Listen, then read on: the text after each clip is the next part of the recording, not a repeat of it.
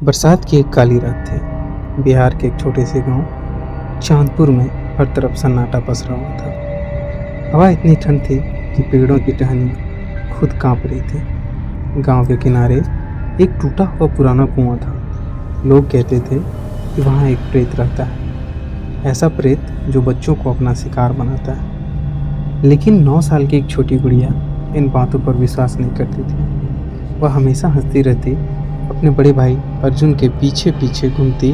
अर्जुन ही उसकी पूरी दुनिया था।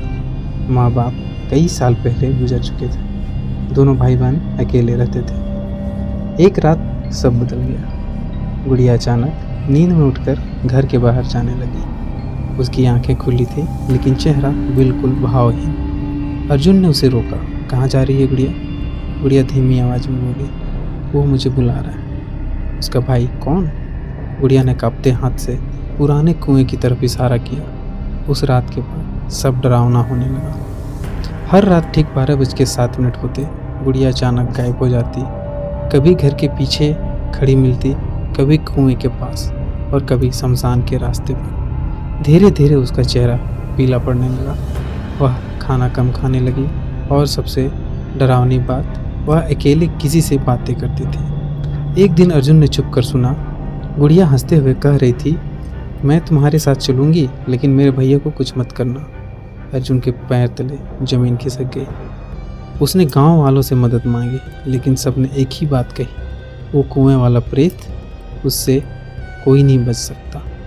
एक बूढ़ी दादी ने अर्जुन को बताया, 30 साल पहले उसी कुएं में एक आदमी ने अपनी बेटी के साथ छलांग लगाकर जान दे दी थी।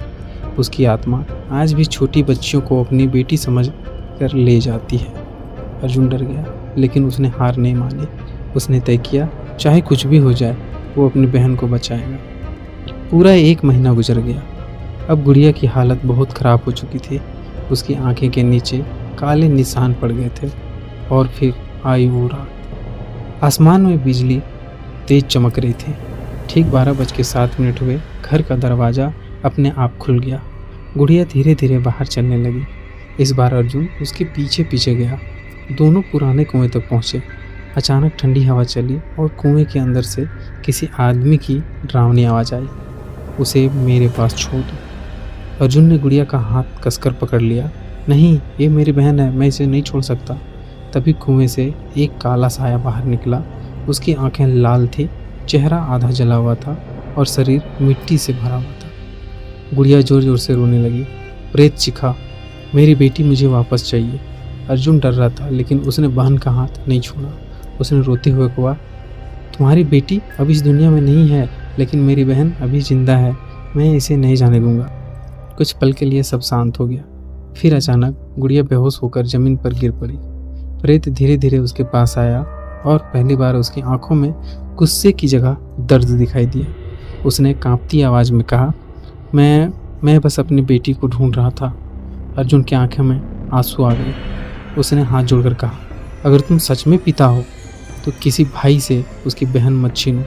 अचानक तेज हवा चलने लगी। कुएं के पास जलता दिया अपने आप जल उठा। प्रेत धीरे धीरे धुएं में बदलने लगा। गायब होने से पहले उसने गुड़िया के सिर पर हाथ रखा और मुस्कुराकर बोला, अब मैं कभी इसे परेशान नहीं करूँगा।